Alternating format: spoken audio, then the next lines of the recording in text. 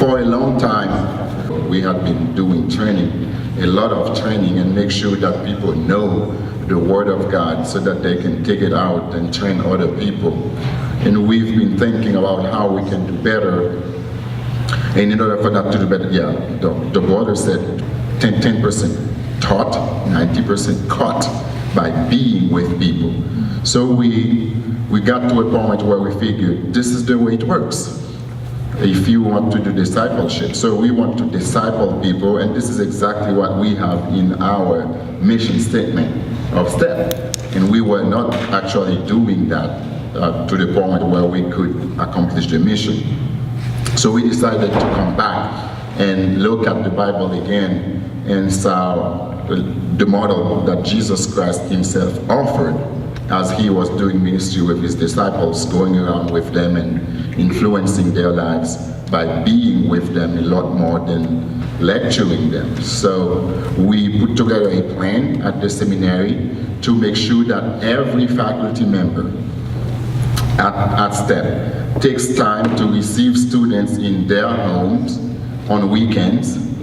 They have to do that. It's mandatory for faculty members to do that. We require also that faculty members would take at least one trip with students to a church somewhere so that they can get to spend time traveling together, talking about principles of the Bible that they have talked about in class. And even on campus, in our building plan, it's a good thing that the earthquake, good and bad, the earthquake, through the earthquake we lost the main building we had that had classrooms and faculty offices.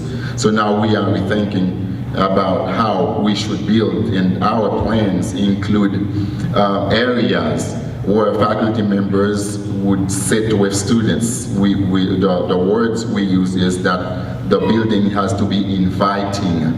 We wanted to invite the sitting together one-on-one between faculty and students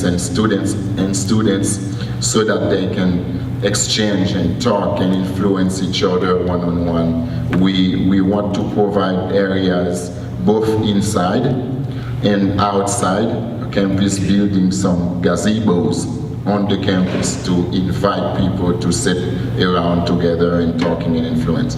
We want to bring the classrooms outside a lot more so that faculty can influence students' lives outside. And this is one thing that we want you to pray for. The good thing is that our faculty members, they have already committed. This is what we feared. Before we had our faculty retreat at the beginning of this month, we feared that the faculty members would say, we want to keep doing what we used to do because it's so easy to do that. You know your stuff, you go to class and you just share it, you just lecture and you leave, easy. But in order to do what we are talking about, people will have to fix a few things in their lives because they will have to invite students in their homes. The students will have to see how they live their life in their homes, with their wives, with their kids, in their churches. The students will see a lot more of the faculty members being with them. So that can make them uncomfortable. But after the retreat we had beginning of this month and looked at in the Bible how Jesus Christ himself did it, all the faculty members made the commitment that this is something we ought to try. We had been missing the point, so we need to come back and do a new thing. So at our opening ceremony, our academic dean made the commitment in front of the students. The whole student body was there and other pastors we invited were there. So he made the commitment saying that this year we are going to try a new way of teaching, a new approach with the students, and ask the students to please watch and help us also to keep our promises to don't stay too much in the classroom, to not stay too much in the classrooms, but to come outside more and more and leave campus, go to churches and in our homes to try to do something better. Hopefully the Lord will bless that. It's going to require resources also for this to happen. Traveling with students, feeding them, receiving them in the homes, eating a meal with them, and talk over the meal. So this is going to require resources. So pray that God will open doors to provide resources for that to happen. Yeah. And it goes beyond just praying for the support. Yes. I guess I could ask for the, I could ask? Yeah, you can. Okay, good. It's neat because you see here, one thing is just sponsoring some seminary students. Most cannot pay the tuition to go to seminary. It's a great way for a church to step in. But this is something that's just been forming over the last couple months. A lot of talk was okay, a church wants to be involved in Haiti a significant time over the next 2 or 3 years in the area of leadership development. Usually what happens is the U.S. pastor wants to do what? Come down with his PowerPoint and do a 3-day presentation, and everybody claps and they're the best persons ever taught in the history of Haiti, and the church hopes they leave $1,000 behind, and then they go back home and show the pictures and it's over.